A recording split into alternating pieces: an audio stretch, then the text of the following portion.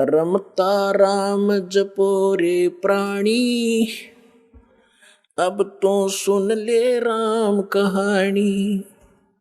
रमता राम यानी सर्वव्यापक, जिस परमेश्वर की असंख्य ब्रह्मांडों पर सत्ता है, ओवरऑल कंट्रोलर है, उसका नाम जपो रे प्राणी, अब तो सुन ले वो राम कहानी। अपने आत्माओं, पहले तो आपको राम की डेफिनेशन बताते हैं, डेफिनेशन ऑफ गॉड। परमात्मा की कहानी सुनाते हैं। परमात्मा कहते किसे हैं? श्रीमद् भगवत गीता अध्याय नंबर 15 के श्लोक 16 और 17 में 3 पुरुष बताए हैं। पुण्यात्माओं, यहाँ थोड़ा सा एक आपको थोड़ा सा सत्र करता हूं कि देखो आज मानो कितना इंटेलिजेंट हो गया। छोटे छोटे बच्चे इतने बड़े बड़े सब्जेक्ट को कंठस्थ याद कर लेते हैं और सफल हो जाते हैं। इसी प्रकार आप विद्यार्थी हैं इस अध्यात्म मार्ग के, तो इसमें आप जी ने बहुत ध्यान से और परमात्मा के इन सदग्रंथों को ध्यान से सुनना है, और इनको थोड़े से दिन में आपका याद हो जाएंगे ये, जिस कारण से आप विचलित नहीं होगे। इसलिए आपको ये कथाएं सुनाई जाती हैं, रह रह कर उन सदग्रंथों के वो श्लोक और अध्याय बताए जाते हैं, ताकि आप याद रखो और भी कोई पूछे उसको भक्त को बता सको। फिर वो जाकर के अपने पास रखी हुई उन पुस्तकों को देखेगा कि इस भक्त ने जो श्लोक और मंत्र बताए हैं ये सही है कि गलत। जब वो अपने सदग्रंथों में देखेगा तो दौड़ा दौड़ा फिर वो सतलोक आश्रम बरवाला में आ जाएगा। इसलिए दास आपको रह रह कर ये रेफरेंस याद दिलाता है, और जब पूरे विश्व में ये यथार्थ ज्ञान फैल जाएगा फिर केवल आपको भगवान की चर्चा सुनाया करेंगे। अब तो जब तक ये एग्जाम्पल उदाहरण नहीं दिए जाएंगे तो आप समझ ही नहीं सकते कि सचमुच कबीर इज गॉड। हम अभी तक तो उनको परमात्मा मान रहे थे जो परमात्मा नहीं थे। परमात्मा की डेफिनेशन बताता हूं। श्रीमद् भगवत गीता अध्याय नंबर 15 के श्लोक 16 और 17 में 3 पुरुष बताए हैं, एक सरपुरुष एक अक्षर पुरुष। गीता अध्याय नंबर 15 के श्लोक 16 में 2 पुरुषों का वर्णन है, और इनके विषय में ये भी कहा है कि दोनों पुरुष, पर पुरुष माने प्रभु, स्वामी। अब स्वामी साहब जिसे कहते हैं, जैसे हम कहते हैं तहसीलदार साहब, भाई कमिश्नर, डीसी साहब, डीएम साहब, कमिश्नर साहब, मंत्री साहब, मुख्यमंत्री साहब, प्रधानमंत्री साहब, राष्ट्रपति साहब, ये सभी साहब हैं, सभी स्वामी हैं, ये मालिक हैं, लेकिन अपने अपने अक्षेत्र के। तो इनमें कंप्लीट जो साहब है वो कौन है? राष्ट्रपति, और सेकंड नंबर फिर प्रधानमंत्री। इसी प्रकार सरपुरुष ये ब्रह्म है, ज्योत स्वरूपी निरंजन ये काल है, ये केवल 21 ब्रह्मांड का स्वामी है, मालिक है, साहब है, राम है। राम कहो, साहब कहो, गॉड कहो, अल्लाह कहो, रब कहो, खुदा कहो, ये उस परमात्मा के ही पर्यायवाची भाषा भिन्न नाम है। तो ये इन दोनों के विषय में कहा 15वें अध्याय के 16वें श्लोक में श्रीमद् भगवत गीता में कि सरपुरुष और अक्षर पुरुष इस पृथ्वी वाले लोक में ये 2 पुरुष हैं, और इनके अंतर्गत जितने प्राणी आते हैं 21 ब्रह्मांड तो हैं ब्रह्म के, और 7 शंख ब्रह्मांड, नील, पद्म, शंख, ये काउंटिंग है गणित रीति से। 7 शंख ब्रह्मांड का स्वामी है अक्षर पुरुष। वैसे अक्षर का अर्थ होता है अविनाशी, लेकिन ये अविनाशी नहीं है, ये चिरस्थायी है, और इसलिए इसको भी अविनाशी कहा गया है। ये वास्तव में अविनाशी नहीं है, क्योंकि इससे अगले मंत्र में 17वें मंत्र में गीता जी में वो स्पष्ट हो जाता है। इसमें क्या बताया कि सरपुरुष और अक्षर पुरुष तथा इनके अंतर्गत जितने प्राणी शरीरधारी हैं ये सभी नाशवान हैं, इंक्लूडिंग सरपुरुष और अक्षर पुरुष। फिर बताया है लेकिन जीवात्मा किसी की नहीं मरती। फिर 17वें श्लोक में गीता अध्याय नंबर 15 के श्लोक 17 में कहा है कि उत्तम पुरुष है तू अन्य, उत्तम पुरुष है तू अन्य। उत्तम माने श्रेष्ठ, पुरुष माने परमात्मा। वो श्रेष्ठ परमात्मा तो इन ऊपर वालों से कोई भिन्न है। और परमात्मा इति उदाहरते, जिसको परमात्मा कहा जाता है, जिसको परमात्मा कहा जाता है उस परमात्मा, वैसे परमात्मा शब्द श्रेष्ठ आत्मा को कहते हैं। तो परमात्मा वो है जो केवल सुख देता है, दुख नहीं देता। बाकी हम अन्य को भी परमात्मा मान बैठे, जैसे सरपुरुष काल को भी हम परमात्मा कहा करते, ब्रह्म को। ये परमात्मा नहीं है। जिस लोक में आप रह रहे हो ये लोक परमात्मा का नहीं हो सकता। किसी का बेटा मर गया, किसी की बेटी मर गई, किसी की कैंसर होगी, किसी की टांग कट गई, किसी के हाथ कट गए, कोई अन्य रोग से पीड़ित है, हाहाकार मचा हुआ है, एक्सीडेंट में मर जाते हैं, फ्लड आ जाती है, अक्षेत्र का क्षेत्र तबाह हो जाता। ये परमात्मा का लोक नहीं हो सकता। और अक्षर पुरुष के लोक में भी यही स्थिति है। वहां भी जन्म और मृत्यु, इसी प्रकार के रोग कष्ट दुख सभी विद्यमान है। केवल एक सतलोक है, परम अक्षर ब्रह्म, उस उत्तम पुरुष का वो स्थान सतलोक है जहाँ दुख नाम की वस्तु नहीं, वहाँ जन्म, वहाँ मृत्यु नहीं, वृद्धावस्था नहीं और किसी चीज का अभाव नहीं। वहाँ कोई काम नहीं करना पड़ता आपको, कोई टेंशन नहीं, क्योंकि भरा भंडार भगवान का।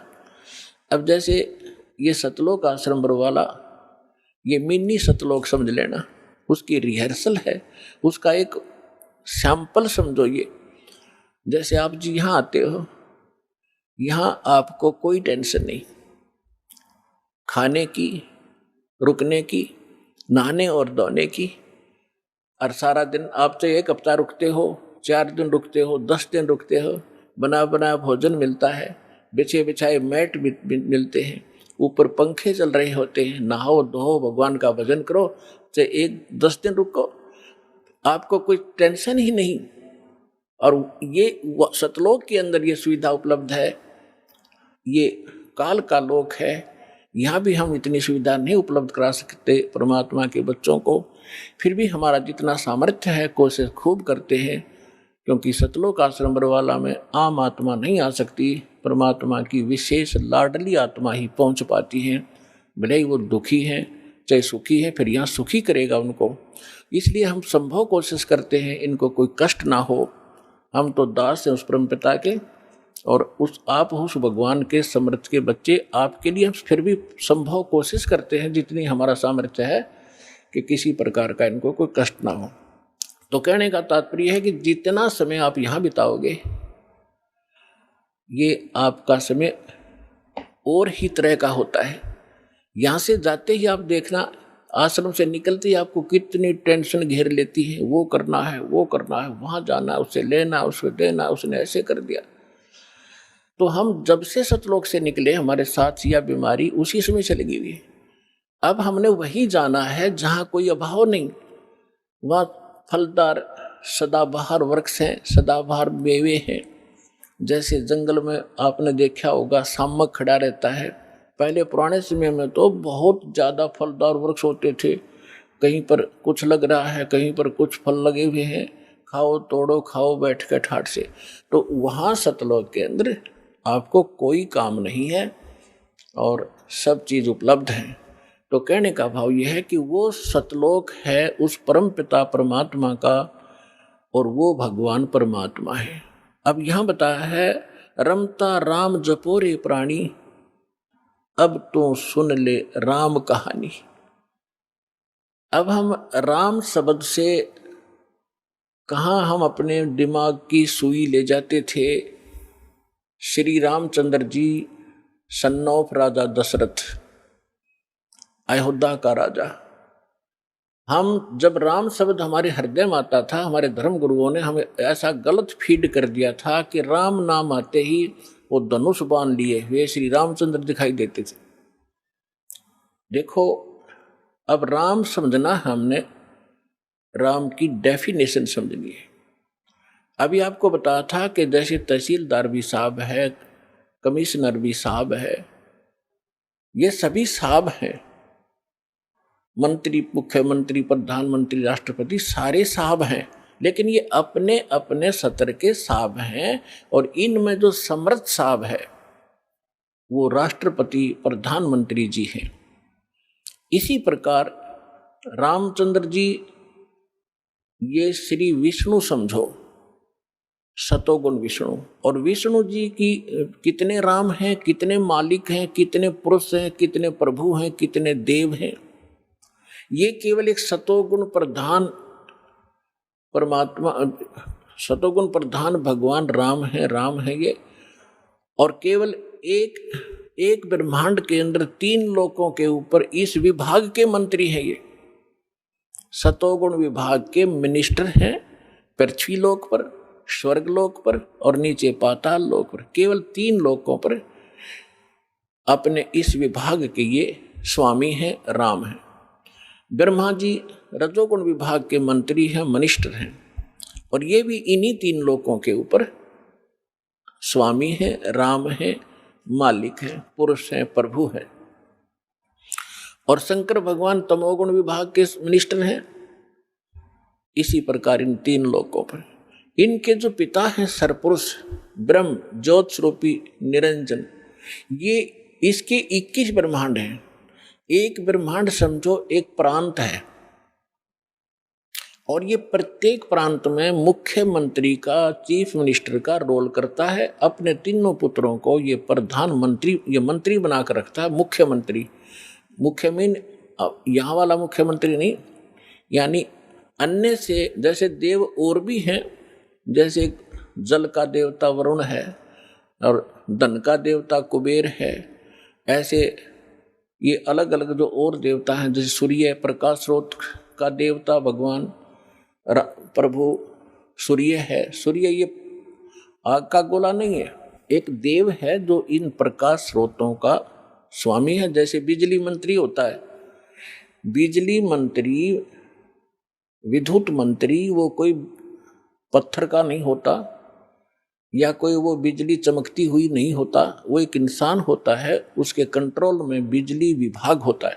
इसी प्रकार सूर्य देव ये नहीं है जो सूर्य चमक रहा है, इनके ऊपर कंट्रोलर है सभी सूर्यों पर। इस ब्रह्मांड के अंदर भी कई सूर्य हैं, एक नहीं।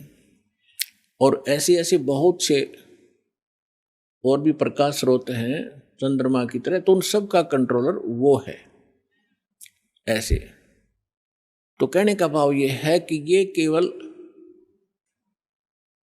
21 ब्रह्मांड का स्वामी है सरपुरुष, और अक्षर पुरुष 21 ब्रह्मांड, 7 संग ब्रह्मांड का राम है, 7 संग ब्रह्मांड का स्वामी है, मालिक है।